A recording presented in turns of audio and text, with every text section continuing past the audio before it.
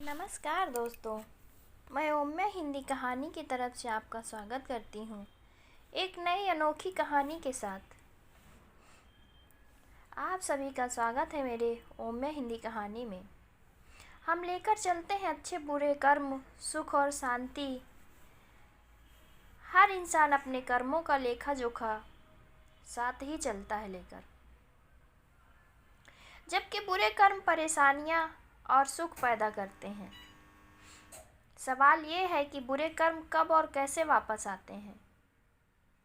क्या हम उन्हें टाल सकते हैं, या समय के साथ वो किसी न किसी रूप में लौटकर हमें सिखाते हैं?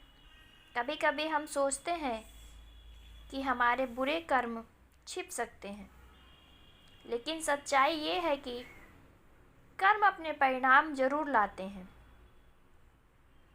जैसे खेत में अगर कोई बीज बोया जाता है तो उसका फल जरूर मिलता है, उसी प्रकार कर्म का फल जरूर मिलता है।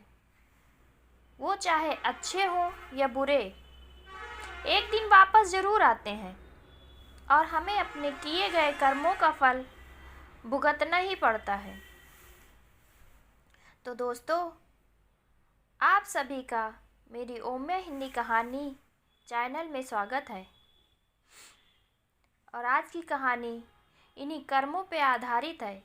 बड़ी ही दिलचस्प है, अंत तक ज़रूर सुनिएगा। कहानी कैसी लगी कमेंट करके भी बताइएगा, और कहानी अच्छी लगे तो चैनल को लाइक, सब्सक्राइब और शेयर भी ज़रूर कर दीजिएगा। तो चलिए सुनते हैं आज की कहानी। एक गांव में एक गुरु जी का बहुत ही नाम था। लोग अपनी समस्याओं और जीवन के सवालों का जवाब पाने के लिए उनके पास दूर दूर से आते। गांव का एक व्यक्ति राजू बड़ा ही दुष्ट और स्वार्थी था। एक दिन गुरुजी के पास आया। उनकी आंखों में कुछ चिंता के भाव थे। उसने अपने जीवन के कई बार ऐसे कर्म किए जो शायद ठीक नहीं थे, लेकिन उसे डर सता रहा था कि कहीं उसके बुरे कर्म का किसी न किसी दिन बुरा कर्म पीछा करता ही रहेगा। वो समझना चाहता था कि बुरे कर्म कब और कैसे व्यक्ति के जीवन में वापस आते हैं। क्या उनसे बचने का कोई तरीका है? गुरुजी ने राजू की ओर देखा और मुस्कुराते ही ये कहा, राजू, तुम्हारा सवाल बहुत गहरा है। बुरे कर्मों का फल कब लौटता है, ये समझना आसान नहीं। इसे समझाने के लिए मैं तुम्हें एक राजा की कहानी सुनाता हूँ। गुरुजी से ध्यान लगाकर सुनने की इच्छा जताई उसने और बैठ गया। गुरुजी ने अपने स्वर को शांत और घर बनाते हुए कहानी शुरू की।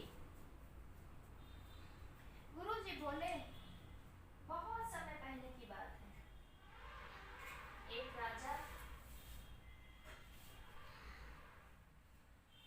जिसका नाम विशाल था। विशाल बहुत ही शक्तिशाली और प्रतापी राजा था। उसके पास खूब धन दौलत, सेना और बड़ा राज्य भी था। उसके अंदर अहंकार भी बहुत था, उसके नाम की तरह। उसे लगता था कि सबसे श्रेष्ठ है वो, उससे श्रेष्ठ इस दुनिया में कोई है ही नहीं, ना उसे कोई पराजित कर सकता है। वो अक्सर गरीबों और निर्धनों को तुच्छ प्राणी समझता था। उनके साथ कठोरता का व्यवहार करता। विशाल का मानना था कि वो अपनी ताकत और संपत्ति के बल पर किसी भी चीज को हासिल कर सकता है। राजू ने बीच में ही पूछा, गुरुजी, ऐसा क्यों? क्या राजा विशाल के पास सब कुछ था, फिर वो इतनी गरीबों और छोटे लोगों का मजाक उड़ाता था? गुरुजी ने उत्तर दिया, ये एक बहुत ही सामान्य बात है राजू। कभी कभी जब इंसान के पास बहुत धन और ताकत होती है तो उसे अपने ऊपर घमंड हो जाता है। उसे ऐसा लगने लगता है कि वो दूसरों से बहुत ही श्रेष्ठ है और उसके सिवा इस दुनिया में श्रेष्ठ कोई है ही नहीं।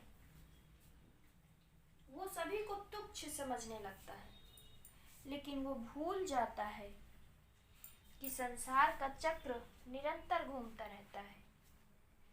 कोई भी व्यक्ति हमेशा के लिए एक ही स्थिति में नहीं रहता। राजू ने ध्यान से गुरुजी की बात सुनी और फिर कहानी की ओर लौटे। गुरुजी ने आगे बताया कि एक दिन राजा विशाल अपने सैनिक और मंत्रियों के साथ शिकार पर निकला। घने जंगल में उसका सामना एक गरीब किसान से हुआ। वो किसान अपने लिए कुछ लकड़ियां बटोर रहा था ताकि वे बाजार में बेच सके और अपने परिवार का पेट भर सके। राजा विशाल ने उस किसान को देखा और ठहाका लगाते हुए बोला, ओह, तुम्हें देखकर लगता है कि तुमने जीवन में कभी कोई बड़ी चीज नहीं हासिल की। क्या तुम्हारी जिंदगी में कोई और उद्देश्य ही नहीं है? क्या तुम हमेशा यूं ही गरीबी में जियोगे? किसान ने सिर झुकाकर उत्तर दिया, महाराज, मैं अपनी किस्मत को दोष नहीं देता। शायद ये मेरे पिछले कर्मों का फल है जो मुझे आज गरीबी मिली, लेकिन मेरी मेहनत और ईमानदारी ही मेरा धन है। राजा ने हंसते हुए मजाक बनाते हुए कहा, कर्मों का फल? ये तो एक बहाना है। तुम्हारी मेहनत ने तुम्हें कुछ नहीं दिया, तो कर्म का फल कैसे मिलेगा? किसान ने गहरी सांस लेते हुए कहा, महाराज, सबके जीवन में एक समय आता है जब उनके कर्मों का फल मिलता है, चाहे वो अच्छे हो या बुरे। एक दिन सबके लिए किए हुए कर्म उन्हें वापस मिलते हैं। आज भी इससे अलग नहीं। ये सुनकर राजा ने जोर से हंसते हुए कहा, किसान की बातों को बहुत मजाक भी बनाया, लेकिन तभी कुछ अजीब हुआ। गुरुजी ने गंभीरता से कहा, राजा ने उस किसान की बात को नजरअंदाज किया और आगे बढ़ गया। जंगल में आगे बढ़ते ही अचानक एक बाघ ने राजा और उनके सैनिकों पर हमला कर दिया। राजा ने बाघ का सामना करने की बहुत भरपूर कोशिश की, लेकिन बाघ ताकतवर था। विशाल ने अपने सैनिकों को आदेश दिया कि वे बाघ को मार दें, लेकिन बाघ की ताकत के आगे उनकी पूरी सेना बिखर गई। राजा को गहरे जख्म लगे और वो दर्द से कराहने लगा।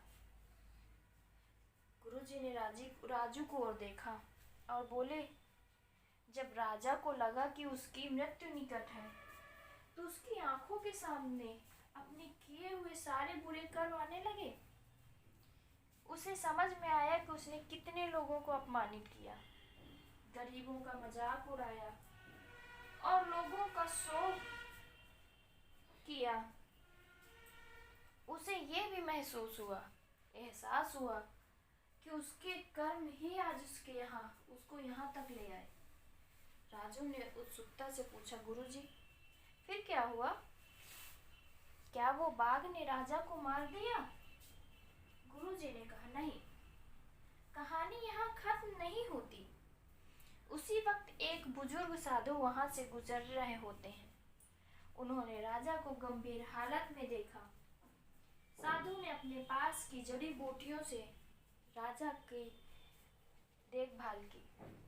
कुछ दिनों बाद जब राजा ठीक होने लगा तो उसने साधु से पूछा, महात्मा जी, आपने मेरी जान क्यों बचाई? पर आप मुझे जानते भी नहीं। आप कौन हैं? आपने मुझ पर इतनी कृपा क्यों की? तब साधु महाराज मुस्कुराए और बोले, मैं एक राहगीर हूँ, परंतु मैंने देखा कि किसी की जान खतरे में है, तो मैंने मानवता के नाते अपना धर्म समझकर आपकी सहायता की। लेकिन मेरे मन में ये सवाल है कि आप इतनी कठिनाई में कैसे पहुँचे। ऐसा लगता है जैसे आपको आपके किसी कर्म का फल मिल रहा हो। ये सुनकर राजा की आंखों में आंसू आ गए।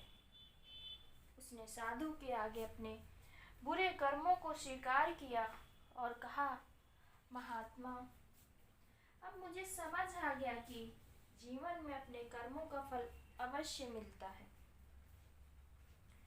मैंने जीवन भर घमंड में आकर दूसरों का अपमान ही किया। अब मुझे समझ आ रहा है कि मैंने अपने कर्मों का परिणाम भुगतना ही पड़ा। राजू ने ध्यान से सुना और फिर पूछा, गुरुजी, क्या राजा ने इसके बाद कुछ बदलाव आया?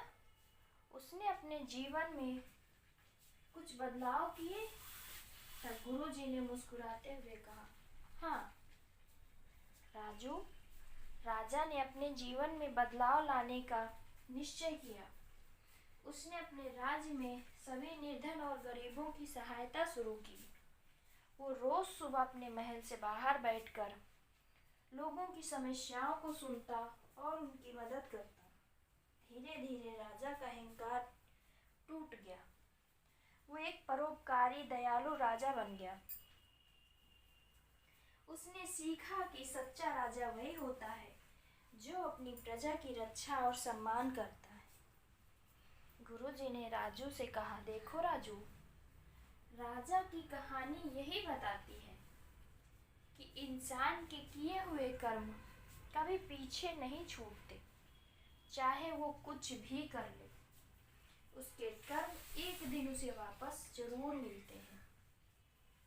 इसीलिए जीवन में अच्छे कर्म करने का प्रयास करते रहना चाहिए, ताकि जब तुम्हें अपने कर्मों का फल मिले तो वो सुखद और शांतिदायक हो। आगे से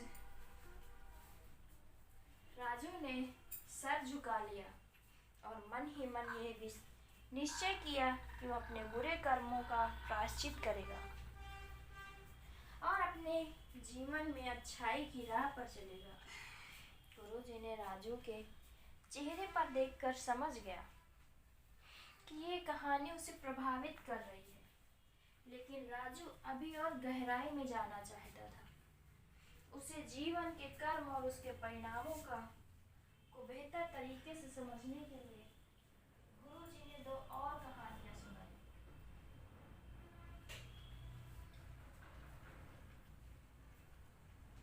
राजू की आंखों में चमक और समझ की झलक देखी। ये जानते थे कि राजू को अब और गहरे जीवन के सबक चाहिए थे, ताकि वो अपने विचारों और कर्मों में और अधिक परिवर्तन ला सके। गुरुजी ने कहा, बहुत समय पहले की बात है। एक गांव में एक बूढ़ा और बूढ़ी रहते थे, जिनकी जिंदगी सीधी सादी थी, लेकिन उन्हें कभी किसी का बुरा नहीं किया। उनकी एक छोटी सी जमीन थी, जहां वे खेती करते और उसी से अपना पेट पालते। उनके पास ज़्यादा नहीं था, लेकिन जो कुछ भी था उसमें वो खुश थे। उनकी एक ही साधना थी, ईश्वर की भक्ति करना और हर किसी की भलाई में विश्वास रखना। राजू ने ध्यान से पूछा, गुरुजी, उनका जीवन कैसा था? गुरुजी ने कहा, उनके जीवन कठिनाइयों से भरा था, लेकिन उनके दिल में प्रेम और दया का भंडार था। एक दिन एक चील ने उनके खेत देखे। वो चील भूखी थी। उसने सोचा, यहाँ से कुछ मिल सकता है। जैसे उसने खेत के किनारे बैठी फसल को नोचने की कोशिश की, बूढ़ा और बूढ़ी ने उसे देखा और उसके लिए अपने खाने में से थोड़ा हिस्सा निकालकर उसके आगे रख दिया। उन्होंने सोचा, ये भी भूखी है, हमें इसके साथ बांटना चाहिए। गुरुजी ने कुछ रुक कर कहा, आगे चील रोजाना खेत पर आती और बूढ़ा बूढ़ी उसे कुछ न कुछ खिलाते। वे अपनी कठिनाइयों को भूलकर दूसरों के सुख में अपनी खुशी तलाशते थे। धीरे धीरे चील बूढ़ा बूढ़ी के प्रति श्रद्धा से भर गई। एक दिन चील ने सोचा, मुझे इस बूढ़ा बूढ़ी के लिए कुछ करना चाहिए, क्योंकि उन्होंने अपनी भूख की परवाह न करते हुए मुझे हर दिन भोजन दिया। गुरुजी ने कहानी को और दिलचस्प बनाते हुए कहा, चील ने आसपास के जंगल में जाकर कुछ बेशकीमती चीजें ढूंढी और उन्हें बूढ़ा बूढ़ी के झोपड़ी के पास रख दी। वो सोना और चांदी के छोटे छोटे टुकड़े थे जो चील ने अपने घोंसले में कहीं जमा किए थे। अगले दिन जब बूढ़ा बूढ़ी उठे तो उन्हें ये अनमोल चीजें मिली। उन्होंने समझा कि ये उस चील की कृतज्ञता है जो उन्होंने खुद के लिए नहीं बल्कि दूसरों के लिए सोचा। इस प्रकार बूढ़ा बूढ़ी का जीवन बदल गया, लेकिन उनकी दया और उदारता वैसी ही बनी रही। गुरुजी ने राजू को समझाते हुए कहा, इस कहानी से शिक्षा मिलती है, अगर हम सच्चे दिल से निस्वार्थ भाव से किसी की भी मदद करते हैं, किसी के लिए कुछ करते हैं, तो हमारा कर्म लौटकर हमें अनमोल उपहार के रूप में मिलता है। हमें अपने कर्मों से ही अपने जीवन में नई ऊंचाइयां मिलती हैं। गुरुजी ने देखा कि राजू अब और सीखने को तैयार है। उन्होंने एक और कहानी शुरू की। बहुत समय पहले की बात है। एक घना जंगल था जिसमें एक बलवान शेर रहता था। वो जंगल का राजा था और सभी जानवर उससे डरते थे। शेर अपने स्वभाव में काफी घमंडी और कठोर था। वो अपनी शक्ति का दुरुपयोग करता और हर जानवर को अपना शिकार बना लेता। एक दिन जंगल में उसकी मुलाकात एक चालाक लोमड़ी से हुई। राजू ने बड़े उत्सुकता से पूछा, गुरुजी, उस लोमड़ी ने क्या किया? गुरुजी मुस्कुराए और कहा, लोमड़ी बहुत ही चातुर थी। उसने शेर से मित्रता करने की कोशिश की ताकि वो उसकी सहायता से जंगल में सुरक्षा पा सके। शेर ने सोचा, लोमड़ी छोटी है और उसे कोई खतरा नहीं, इसलिए उसने उसे अपने साथ रख लिया। लोमड़ी और शेर का साथ बन गया और धीरे धीरे दोनों अच्छे दोस्त बन गए। लेकिन शेर को लोमड़ी के बारे में एक बात पता नहीं थी। राजू ने बड़ी हैरानी से पूछा, गुरुजी क्या बात थी? तो गुरुजी ने कहा, लोमड़ी के मन में शेर के प्रति गहरी नफरत थी। शेर ने कई बार लोमड़ी के परिवार के लोगों का शिकार बनाया जो था। लोमड़ी ये सब देख चुकी थी और उसने शेर से बदला लेने की ठान ली। एक दिन लोमड़ी ने शेर से कहा कि जंगल में के दूसरे हिस्से में एक बड़ा जानवर है जो शायद शेर का मुकाबला कर सकता है। उसने शेर की उत्सुकता बढ़ाई और उसे वहां ले गई जहां एक गहरा दलदल था। गुरुजी ने कहानी को और विस्तार से बताते हुए कहा, शेर को ये बात पता नहीं थी कि वहाँ दलदल है। जैसे ही वो उस जगह पर पहुंचा, दलदल में उसका पैर धंसने लगा। लोमड़ी ने उसका मजाक बनाते हुए कहा, राजा जी, आप तो जंगल के राजा हैं, फिर ये दलदल आपके लिए क्या है? शेर को अपनी गलती का एहसास हुआ। उसने मदद के लिए चीख पुकार शुरू की, लेकिन कोई भी नहीं आया। कोई भी जानवर उसकी मदद करने के लिए तैयार भी नहीं था, क्योंकि उसने सबको पहले ही बहुत दुख दिया था। गुरुजी ने फिर से राजू की ओर देखा और कहा, राजू, इस कहानी का सार ये है कि अगर हम दूसरों के प्रति क्रूर और अन्याय करते हैं तो हमारे साथ भी वही होगा जो हमारे कर्म है। हमारा साथ हमारे कर्म कभी नहीं छोड़ते, और जब तक आते तो वे हमें वापस मिलते। राजू ने कहानी सुनकर गुरुजी से कहा, गुरुजी मैं समझ गया, जीवन में हमेशा अच्छे बनना चाहिए, दूसरों के साथ न्याय करना चाहिए। हमारे कर्म हमारे भविष्य का निर्माण करते हैं। गुरुजी ने सिर हिलाते हुए कहा, सही कहा राजू, जीवन का यही नियम है, जैसा कर्म करोगे वैसा फल पाओगे। राजू ने गुरुजी से ये सुनकर कहा, गुरुजी मैं समझ गया, अपने कर्मों का प्रभाव किस प्रकार हमारे जीवन पर पड़ता है, चाहे वो अच्छे हो या बुरे, वे लौट कर हमारे पास आते हैं। मैं अपने जीवन को इस सच्चाई के आधार पर जीने का संकल्प लेता हूँ। राजू ने बड़े दृढ़ निश्चय के साथ संकल्प लिया। गुरुजी ने मुस्कुराते हुए कहा, सचमुच राजू, यही सच्चे ज्ञान का सार है। कर्म ही हमारे जीवन की दिशा निर्धारित करते हैं। जीवन में कोई भी रास्ता चुनो, वो तुम्हारे अपने कर्मों के प्रतिबिंब ही होगा। राजू अब इन कहा को सुनकर समझ चुका था, उनके हर कर्म का फल उसे अपनी कभी न कभी वापस मिलेंगे। उसने गुरुजी से वादा किया कि वो अपने जीवन में हमेशा अच्छे कर्म करेगा, दूसरे के प्रति दया और प्रेम दिखाएगा, कभी घमंड नहीं करेगा। गुरुजी ने उसके कंधे में हाथ रखकर कहा, यह तो सच्चा ज्ञान है राजू, अपने कर्मों को सच्चाई और ईमानदारी से करना जीवन की सबसे बड़ी पूजा है। इन दोनों कहानियों ने राजू के जीवन में एक नया अध्याय खोल दिया। उसने गुरुजी से प्रेरणा लेकर अपने जीवन को सुधारने का प्रण किया।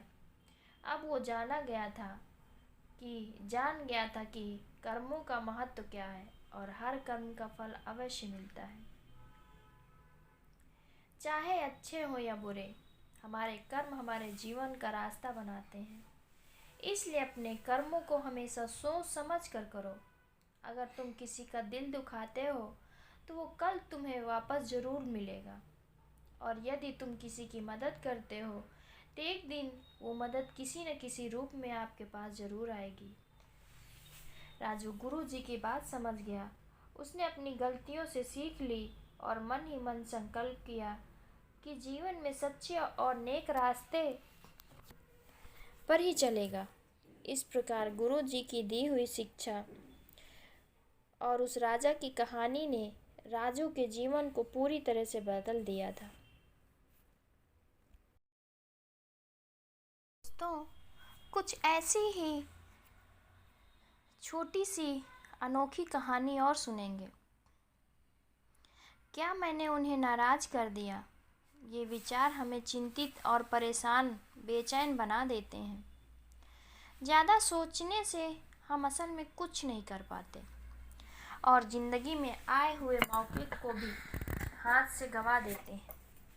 अगर आप भी ऐसे विचारों से परेशान हैं तो मेरी ये कहानी सुनिए, आपको हो सकता है सही मार्गदर्शन मिले। अगर मैं आपको इस कहानी के माध्यम से कुछ अच्छे विचार दे पाई तो मेरी ये कहानी सफल हो जाएगी। आप अपनी ज़िंदगी को बेहतरी की ओर ले जा सकते हैं। एक समय की बात है, एक गांव में एक व्यक्ति रहता था जिसका नाम राघव था। राघव एक मेहनती किसान था और अपने काम में बहुत ही मेहनती था। लेकिन राघव की सबसे बड़ी समस्या थी चिंता। वो एक साधारण जीवन जीता, परंतु उसकी मनमानी चिंता उसे हमेशा तंग करती।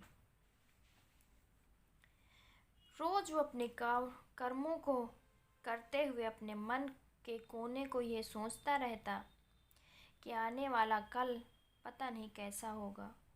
माधव को हमेशा ये लगता कि उसका भविष्य अनिश्चित है। उसे लगता है कि किसी अच्छे या बुरे कल के सामने है जिससे उसका पूरा जीवन पूरी तरह से प्रभावित हो जाएगा। वो अपनी चिंताओं में इतना खो जाता कि उसका व्यक्तित्व भी प्रभावित हो जाता। सुबह उठते ही माँ राघव सोचने लगता कि आज क्या करना है, क्या होगा, क्या मेरा काम ठीक से चलेगा, क्या वो पर्याप्त पैसा कमा पाएगा,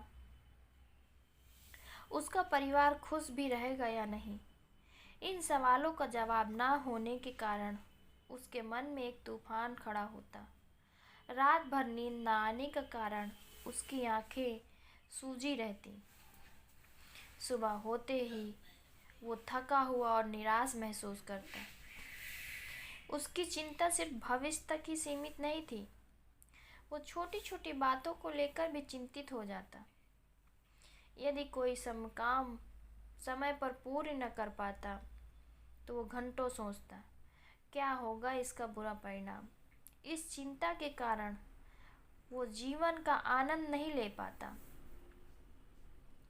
वो एक ऐसा व्यक्ति था जो हर काम शुरू करता था, लेकिन उसे पूरा करने का साहस नहीं होता। वो डर के साए में रहता, उसके पीछे हमेशा डर बना रहता, जो उसे बीच बीच में ही हार मानने पर मजबूर कर देता। वो डर केवल असफलता का ही नहीं, बल्कि अपने और अपने परिवार के भविष्य को लेकर भी था। हर रात सोने से पहले उसके मन में अनेकों प्रश्न थे। क्या मैं अपने बच्चों को एक अच्छा भविष्य दे पाऊंगा? क्या मैं उनका पालन पोषण ठीक से कर पाऊंगा? मेरे बाद उनका क्या होगा? ये चिंताएं उसे रातों रात जगाए रहती। उसके माथे पर चिंता की गहरी रेखाएं उभरी। उसकी आंखों में हमेशा उदासी छा रही रहती। वो सोचता कि काश बहुत कुछ ऐसा कर पाता जिससे उसका भविष्य और उसके परिवार का भविष्य सुरक्षित हो जाता। दोस्तों, इस कहानी में एक चीज बहुत सच्ची है। ये कहानी मैं तो आपके जीवन को सुधारने के लिए सुना रही थी, पर कहीं ना कहीं ये चिंताएं, ये तकलीफ़ें, ये परेशानियां हम हर पल महसूस करते हैं। इनसे हर पल जूझते रहते हैं।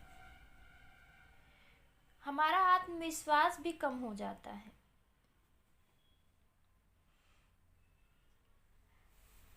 राघव कई बार नौकरी की तलाश करता, लेकिन हर बार असफलता का सामना करना पड़ता उसे। धीरे धीरे उसके आत्मविश्वास में कमी होने लगी। वो हताश निराश होने लगा।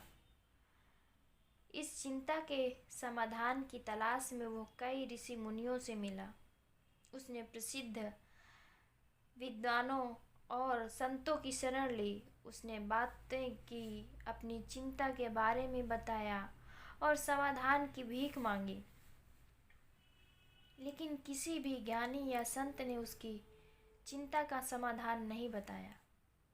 सभी ने उसे धैर्य रखने और ईश्वर पर भरोसा रखने की सलाह दी। निराश होकर वो अपने मित्रों और सगे संबंधियों से भी इस बारे में बात करने की कोशिश की, और कईयों से तो उसने बात भी की, लेकिन लोगों ने उसे सलाह दी वो अपना धन किसी सुरक्षित जगह पर निवेश करे ताकि उसे मुनाफा मिल सके। कुछ लोगों ने कहा उसके ग्रह नक्षत्र ठीक नहीं चल रहे और उसे ज्योतिषी की सलाह लेनी चाहिए। कुछ अन्य लोगों ने कहा उसके कर्मों में ही कोई कमी है और उसे अच्छे कर्म करने चाहिए। लेकिन सारे सलाह, हिदायतें वो बखूबी निभाने के बाद भी उसके मन में अजीब सी बेचैनी थी। एक दिन उसे इतनी परेशानी में देखा, उसके एक मित्र ने उसे एक महात्मा के बारे में बताया। उस मित्र ने कहा जो कोई भी उन महात्मा से मिलने जाता है वे उसकी समस्या का समाधान अवश्य करते हैं, चाहे किसी भी तरह की कितनी भी बड़ी समस्या क्यों न हो। उनके समझाने का तरीका थोड़ा अलग होता है, अपनी बातों को कुछ अनोखे ढंग से समझाते हैं। राघव ये सुनकर बहुत खुश हुआ। उसे लगा कि हाँ, अब सही महात्मा उसकी समस्या का समाधान बता सकते हैं। उत्सुकता से वो व्यक्ति तुरंत महात्मा के आश्रम की ओर चल पड़ा। आश्रम जंगल में था, एक शांत और सुंदर स्थान पर स्थित था, चारों ओर ऊंचे ऊंचे पेड़ों से घिरा हुआ। जैसे ही वो आश्रम के द्वार पर पहुंचा, उसने एक बहुत ही अजीब शांति और पवित्र वातावरण का महसूस किया। उसने धीरे से दरवाजा खटखटाया और अंदर प्रवेश किया। वो महात्मा एक पेड़ के नीचे बैठकर ध्यान कर रहे थे। जैसे ही राघव प्रवेश करता है, वो महात्मा आंखें खोलकर राघव की ओर देखते हैं। तभी राघव जाकर उन महात्मा को प्रणाम करता है और कहता है, हे महाराज, मैंने आपके बारे में बहुत सुना है। लोग आपकी प्रशंसा करते थकते नहीं। मैंने ये भी सुना है कि जो भी आपके पास अपनी समस्या लेकर आता है, आप उसका समाधान उसे अवश्य बता देते हैं। महाराज, मेरे हाथ जोड़कर आपसे विनती है, मेरी भी एक समस्या है। मुझे अपने आने वाले कल की चिंता सताए रहती है। मैं चाहता हूँ कि मेरे बच्चे और परिवार सुरक्षित रहें, उनका भविष्य सुरक्षित हो। मैं अपने भविष्य की चिंताओं में अपना सारा समय गुजार देता हूँ। मुझे बहुत डर लगता है। भविष्य के बारे में सोच सोच कर मेरे मन में अनेकों प्रश्न उठते रहते हैं। क्या मैं अपने बच्चों को एक अच्छा जीवन दे पाऊंगा? क्या मैं उनका पालन पोषण ठीक से कर पाऊंगा? मेरे बाद उनका क्या होगा? ये सारी चिंताएं मुझे रातों रात जगाए रहती हैं, मुझे सोने नहीं देती हैं। मैं बेचैन हो जाता हूँ। अगर आप उसका समाधान कर देंगे तो आप जो चाहेंगे मैं आपको ये देने को तैयार हूँ, फिर भले ही मुझे बाजार से कर्ज क्यों न लेना पड़े। राघव की बात सुनकर वो महात्मा मुस्कुराए और बोले, बेटा, धन दौलत से मेरे मन को कोई संतोष नहीं। मुझे ये सारी चीज़ें नहीं चाहिए। मैं तुम्हारी समस्या का हल तभी निकाल सकता हूँ जब तुम मेरी बातों पर गंभीरता से ध्यान दो। जब तक तुम मुझ पर भरोसा नहीं करोगे, मेरी मदद भी तुम्हारे काम नहीं आएगी। अगर तुम मुझे कुछ देना ही चाहते हो तो मैं तुम्हारा समय चाहता हूँ। क्या तुम मेरे लिए समय निकाल सकते हो, ताकि मैं तुम्हें समझा पाऊँ कि तुम क्या गलती कर रहे हो? ये सुनते ही राघव की आंखों में जो आशा की किरण चमक उठी, वो तुरंत ही महात्मा से बोला, गुरुजी, मैं आपको अपना समय देने के लिए तैयार हूँ। आप जो कहेंगे मैं करूँगा, बस मेरी समस्या का समाधान दे दीजिए। महात्मा ने राघव की निश्चित दृढ़ता को देखकर प्रसन्न हो गए और उससे कहा, बेटा, मुझे तुम्हारे 7 दिन चाहिए और इन 7 दिन में तुम मेरे इस आश्रम में रहना होगा। जैसा मैं कहूँ ठीक वैसा ही करना होगा। क्या तुम तैयार हो? युवक थोड़ा सोच में पड़ गया।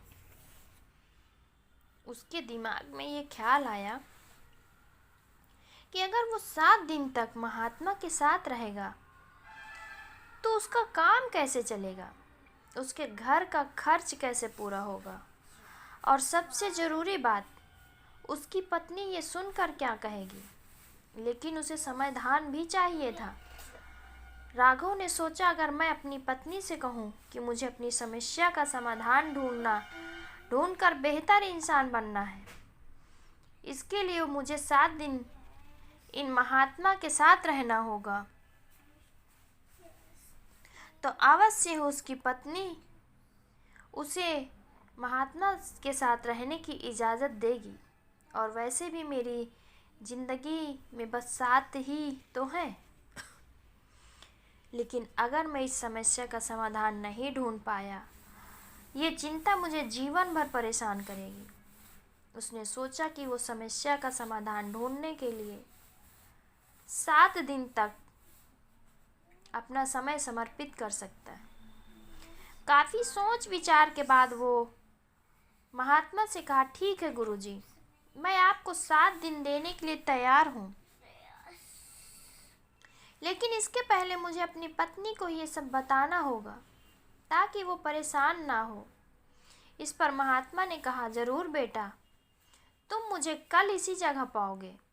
राघव ने उनको प्रणाम किया और घर लौट आया। राघव ने अपनी पत्नी को सारी बात बताई। पत्नी को सुनकर दुख हुआ, लेकिन वो पति से प्यार और उससे कर रही थी, तकलीफ को समझ गई। उसने अपने पति को हौसला दिया और कहा, चिंता मत करो, मैं आपके साथ हूँ। अगले दिन राघव महात्मा के आश्रम पहुँच गया। महात्मा ने उस व्यक्ति से कहा, आज से 7 दिन तक तुम्हें एक शिष्य की तरह जीवन जीना होगा। तुम्हें उनके कपड़े पहनने होंगे, आश्रम में उनकी तरह सफाई करनी होगी और भिक्षा के लिए गांव जाना होगा। लेकिन एक बात का ध्यान रखना, हर काम करने से पहले अपने मन में ये विचार करना होगा, ये काम कैसा होगा, क्या मैं इसे पूरा कर पाऊँगा, अगर हाँ तो कितनी बाखूबी से, ये काम खत्म होने के बाद क्या परिणाम होगा, ये सोचकर ही हर काम करना। ये सुनकर राघव थोड़ा घबरा गया। शिष्य का जीवन बिना किसी अनुभव के, लेकिन राघव ने महात्मा की बातों को स्वीकार कर लिया। उसने 7 दिन आसानी से कट जाएंगे। आखिर थोड़े कपड़े धोने, झाड़ू लगाने और भिक्षा मांगने में क्या है, वो मन ही मन सोच रहा था। ये तो रोजमर्रा का काम है, जिन्हें मैं वैसे भी घर में करता हूँ, इसमें क्या मुश्किल है। उसने आश्रम के वस्त्र पहन लिए और झाड़ू उठाया, आश्रम की सफाई शुरू करने के लिए तैयार हो गया। उसने अपने मन में महात्मा के शब्दों को दोहराया। उसने सोचा, ये झाड़ू लगाना इतना कठिन है? बिल्कुल नहीं। क्या मैं इसे पूरा कर सकता हूँ? हाँ, आसानी से। मैं इसे और बेहतर कैसे कर सकता हूँ? धीरे से और ध्यान से। झाड़ू लगाकर ये सुनिश्चित करते हुए कि कोई कोना न छूटे, इस काम को पूरा करने का क्या परिणाम होगा। आश्रम स्वच्छ होगा और रहने में अच्छा लगेगा। और फिर उसने आश्रम की सफाई शुरू कर दी। जब सब्जियां काटने का समय आया, राघव ने गुरुजी के कहे अनुसार मन में विचार किया, ये काम कैसा होगा और इसका परिणाम क्या होगा। कुछ देर सोचने के बाद उसने यह यकीन बिठाया, ये काम आसान होगा। वो अपने घर में भी अक्सर सब्जियां काटता है और उसे लगा कि इसमें ज़्यादा मुश्किल नहीं। उसने सोचा कि थोड़ी मेहनत और सावधानी से सब्जियां काटने से सबको खुश करना संभव होगा। इस काम के बाद वो आश्रम की रसोई में मदद करने का आनंद लेगा, जिससे सबको समय पर और स्वादिष्ट भोजन मिल सकेगा। राघव को यह अवसर अन्यों की सेवा करने का एक सुंदर मौका प्रदान करेगा और उसे खुशी होगी कि उसने इस काम में योगदान दिया। जब भिक्षा मांगने का समय आया तो राघव ने मन में सोचा कि कैसा होगा भिक्षा मांगना। उसे खुद से पूछा कि क्या कठिन होगा। फिर राघव ने सोचा, भिक्षा मांगने में क्या कठिनाई है। मैं पैसे नहीं मांग रहा, एक रोटी या थोड़ा अनाज मांग रहा हूँ। मुझे उम्मीद है कि लोग दया खाएंगे और मुझे कुछ न कुछ ज़रूर देंगे। क्या ये मुश्किल होगा? वो खुद को जवाब देता है, मुझे नहीं लगता। मैं विनम्रता से भिक्षा मांगूंगा और लोगों से सम्मान पूर्वक बात करूंगा तो मुझे लगता है कि वे लोग मेरी मदद ज़रूर करेंगे। राघव ने आशा किया कि वो पर्याप्त भोजन प्राप्त करेगा और आश्रम के लिए भोजन ला पाएगा। उसे लगा कि ये एक अच्छा अनुभव होगा। पहला दिन तो ठीक ठाक गुजरा। उसने आश्रम के वस्त्र पहने, आश्रम की सफाई में हाथ बटाया और आसपास के घरों में भिक्षा मांग कर लाया। सब्जी काट कर उसने रसोई में मदद की और लोगों ने उसे सम्मान से भोजन दिया। उसकी कोशिश की सराहना की। उसने सारे काम बाखूबी निभाए। राघव को लगा कि बाकी के दिन भी ऐसे आसानी से निकल जाएंगे। शाम को महात्मा के पास बैठकर उसने पूरे दिन का अनुभवों को उन महात्मा को बताया और कहा, देखा गुरुजी, मैंने सारे काम कर दिए और मैंने काम करने से पहले सोचा भी कि वो कैसा होगा। महात्मा ने मुस्कुराते हुए कहा, बहुत अच्छे, लेकिन याद रखना, जैसा कि अक्सर होता है, जिंदगी हमारी उम्मीदों से थोड़ी अलग चलती है। हर दिन एक जैसा नहीं रहता। कल शायद परिस्थितियां अलग हों। और फिर राघव अपने कक्ष में आराम करने के लिए चला गया। अगले दिन राघव के साथ ऐसा ही कुछ होने लगा। अगले दिन दिक्कतें शुरू हो गई। भिक्षा मांगते समय एक घरवाली ने उसे डांट दिया, ये कहते हुए कि वो आलसी है और काम करने के बजाय भीख मांग रहा है। राघव को ये बात चुभ गई। उसने मन ही मन सोचा कि वो तो गुरुदेव के आदेश का पालन कर रहा है, फिर भी उसने अपमान सहना पड़ा। फिर एक दिन आश्रम में सब्जियां काटते समय राघव का हाथ पर चाकू लग जाता है। उसे गुस्सा आया कि इतना आसान काम भी वो ठीक से नहीं कर पाया। ऊपर से रात के भोजन में सिर्फ रोटी और दाल। ऐसा सोचते हुए राघव ने आश्रम में झाड़ू लगाना शुरू किया।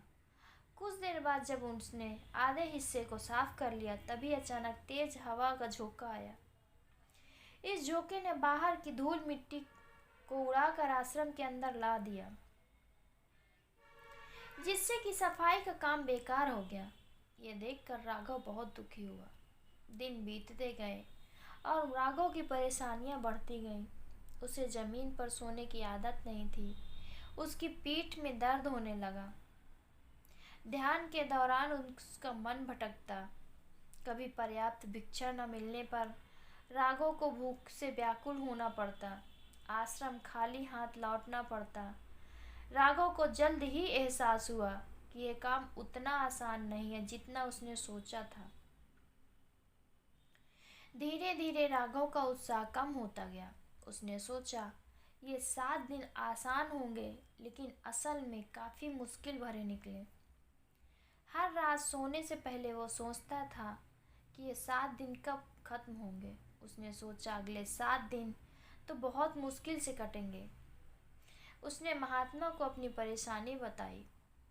उसने कहा, गुरुजी, आपने जैसा कहा मैंने वैसा ही किया और वैसा करने की कोशिश भी कर रहा हूँ। मैं हर काम से पहले सोचता हूँ कि वो काम कैसा होगा, उसका परिणाम कैसा होगा। हर काम में मुझे रुकावट आ रही है और दिन ब दिन सब बढ़ते जा रहे हैं और मेरा कोई भी परिणाम वैसा नहीं है जैसा मैंने उस काम को शुरू करने से पहले सोचा था। मैं क्या करूं? आप ही बताइए। मेरे 7 दिनों में 4 दिन तो यूं ही कठिनाई से गुजर गए। महात्मा ने शांत स्वर से कहा, बेटा चिंता मत करो, मैंने ये सब तुम्हें इसलिए करने के लिए कहा था ताकि तुम समझ पाओ कि ऐसा ही तुम अपने जीवन में भी करते हो। तुम इससे पहले अपने जीवन में हर काम की शुरुआत करने से पहले उसके परिणाम क्या होंगे ये सोचने में अधिकतर समय बिता देते हो। भविष्य में ये कैसा होगा ये फैसला होना चाहिए। भविष्य तुम्हारे पास कितना पैसा होगा, या फिर पैसा नहीं हुआ तो क्या होगा। अगले 7 साल बारिश नहीं आई तो फसल कैसे उगेगी। तुम मर गए तो क्या होगा। और इसी कारण तुम वर्तमान में जो काम नहीं कर पाते। लेकिन असल बात यह है कि वर्तमान ही तुम्हारा भविष्य बनाता है और बिगाड़ता भी है। और तुम तो उन भविष्य के भूतों के बारे में सोचकर डर रहे हो जो असल में तुम्हारे हाथ हैं ही नहीं। मुझे बताओ, क्या तुम्हारी मृत्यु तुम्हारे हाथ में है। राघव ने उन महात्मा से कहा, नहीं गुरुजी। राघव से फिर पूछते हैं महात्मा, क्या बारिश से ज़्यादा या कम गिरना तुम्हारे हाथ में है। राघव ने जवाब दिया, नहीं गुरुजी। गुरुजी ने आगे कहा, तो क्या ये सही नहीं होगा कि तुम उन काल्पनिक भविष्य के डर से भरे हुए भूतों के बारे में सोचना छोड़ दो। तुम उन काल्पनिक भविष्य के डर से भरे हुए भूतों को छोड़ो। तुम अपने उस सुनहरे भविष्य के बारे में अभी इसी वक्त क्या कर सकते हो वो सोचो। राघव गुरुजी के इन ज्ञान को समझते हुए बड़े ही गंभीर तरीके से बातों को अंदर से अपने अंदर उतारता है और कुछ देर शांत रहने के बाद गुरुजी से पूछता है, तो क्या गुरुजी आप ये कह रहे हो कि मैं भविष्य के बारे में सोचना छोड़ दूं, कोई लक्ष्य ना रखूं अपने जीवन में। ऐसे तो मेरे जीवन का कोई अर्थ ही नहीं रह जाएगा। इस पर वो महात्मा जोर से हंसते हुए कहते हैं, बेटा ये तो बेवकूफ़ी होगी। अगर तुम लक्ष्य ही नहीं रखोगे अपने जीवन में तो तुम्हें कैसे पता चलेगा कि किस दिशा में अपने कार्य को करना है, किन जगहों पर अपनी राशियों को खर्च करनी है। आगे वो महात्मा कहते हैं, इस दुनिया में हर किसी को भविष्य के बारे में सोचना चाहिए, लेकिन ये भी याद रखो कि भविष्य के बारे में तुम सिर्फ इसलिए सोच रहे हो ताकि तुम अपनी दिशा तय कर सको, एक लक्ष्य बना सको, ताकि तुम्हें पता हो कि तुम्हें कहाँ जाना है, क्या बनना है। लेकिन अगर तुम बस उसी के बारे में सोचते रहने की भूल करोगे और वर्तमान में उस लक्ष्य को पाने के लिए कुछ भी नहीं करोगे तो तुम्हारे जीवन में निराशा और दुख के सिवाय कुछ नहीं बचेगा।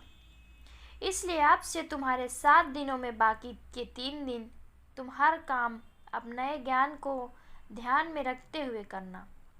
आपसे तुम्हें कोई भी काम करने से पहले बस अंतिम परिणाम तय करना है और उसके बाद उस लक्ष्य तक पहुंचने के लिए जो भी करना पड़े तुम्हें वो करना है। जैसे कि अगर कोई तुम्हें भला बुरा कह रहा हो तो तुम्हें अपने मन को शांत करके ये समझना है कि लोग खुद भी परेशान होते हैं।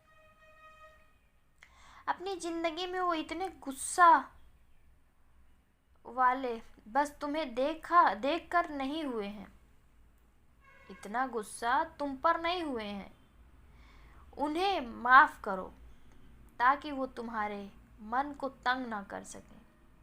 तुम किसी और इंसान के पास जाओ भिक्षा लाने या कभी प्राकृतिक तौर पर तुम्हारे लिए कुछ बुरा होता है, जैसे कि हवा के तेज झोंके से मिट्टी का आना और तुम्हारे सारी झाड़ू मारने की मेहनत पर फैल जाना, तो इस वक्त तुम हार न मानकर अपने लक्ष्य को पूरा करने के लिए भी बना सकते हो। तुम्हें करना है, जरा सोचो क्या हो जाएगा अगर तुम्हें और एक बार झाड़ू मारना पड़े? क्या तुम पतले हो जाओगे? क्या तुम मर जाओगे? सिर्फ एक हवा का झोंका ही तो है। तुम्हें रुलाने या परेशान करने के लिए काफ़ी है। झाड़ू उठाओ और फिर से मेहनत करो, क्योंकि बेटा सिर्फ एक चीज़ जो हमारे भविष्य को सुरक्षित कर सकती है, और वो है उस भविष्य को पूरा करने के लिए वर्तमान में की गई मेहनत। आगे गुरुजी राघव की आंखों में देखकर धीरे से कहते हैं, और मज़े की बात तो ये है कि नियम का इस्तेमाल तुम अपने जीवन की कठिनाइयों को भी दूर करने के लिए कर सकते हो। तुम्हें अपने परिवार का भविष्य सुखद बनाना है, ना इसी परेशानी को हल करने आए थे ना तुम मेरे पास। माधव बड़े ही दुख भरे आवाज में कहता है, जी गुरुजी, मुझे अपने परिवार के भविष्य की बहुत चिंता है। गुरुजी कहते हैं, इसका मतलब तुम्हें अपना लक्ष्य पता है। बस अब तुम्हें इस वर्तमान में जो भी करना पड़े वो करो। उसे पूरा करने के लिए अपने काम में दोगुनी मेहनत दो। बस भविष्य को सोचते रहने से वो काम कभी नहीं होगा। राघव को अपने विचारों में एक अजीब सी स्पष्टता का अनुभव होता है। कुछ देर शांत बैठकर उसने जो कुछ भी सीखा था उसी को याद रखने का संकल्प लिया। फिर महात्मा से बोला, गुरुजी, अब मुझे सब समझ आ गया। मुझे लगता है कि बाकी के 3 दिन मैं आपके निर्देशों का पालन करूँगा। अब जब मेरे सामने कोई बाधा आएगी तो मैं उसे पार कर लक्ष्य तक पहुँचना है, ये ना कि बेकार सवालों में उलझकर अपना समय बर्बाद करना है। माधव की दृढ़ता से गुरुजी मुस्कुराए। उन्होंने कहा, बहुत अच्छा राघव, यही वो भावना है जो तुम्हें सफलता की ओर ले जाएगी। महात्मा की सलाह को ध्यान में रखते हुए राघव ने अगले 3 दिन बिताए। रास्ते में वाकई बहुत कठिनाई आई। कभी हार मानने का मन होता, कभी रास्ता भटकने का डर लगता, परंतु उसने गुरुजी के शब्दों को याद रखा। उसने सीखे कुछ कौशल का प्रयोग किया और दृढ़ता के साथ हर चुनौती को पार किया। धीरे धीरे राघव को एहसास हुआ कि भविष्य की चिंता करना व्यर्थ है। जो करना है अभी करना है। लक्ष्य तक पहुंचने के लिए हर पल को सही से इस्तेमाल करना चाहिए। गुरुजी को प्रणाम करते हुए राघव ने कहा, गुरुजी, आपका बहुत बहुत धन्यवाद। आपकी सीख ने मुझे भविष्य की फिक्र से मुक्त कर दिया। अब मैं जानता हूँ कि वर्तमान में जीना ही सबसे महत्वपूर्ण है। राघव ने गुरुजी को प्रणाम कहा और वापस अपने जीवन की ओर चल पड़ा। 7 दिन जब राघव वापस घर लौटा तो उसने पहले से बिल्कुल अलग ही महसूस किया। उसके चेहरे पे एक शांति थी जो पहले कभी नहीं दिखी। अब वो हर पल का आनंद लेने के लिए तैयार था। अपने आज की इस वीडियो में हमने बहुत कुछ सीखा, और दोस्तों, आपने जो सीखा मुझे कमेंट कर कर ज़रूर बताइएगा। अपने दोस्तों को भी ये वीडियो शेयर ज़रूर कीजिएगा, जिससे ये कहानी सुनने की ज़रूरत है। उसी के ठीक बाद चैनल को सब्सक्राइब भी कर लीजिएगा। और अगर आपको मेरी कहानियाँ पसंद आए तो मेरे कहानी को लाइक भी कर दीजिएगा। आप सभी का बहुत बहुत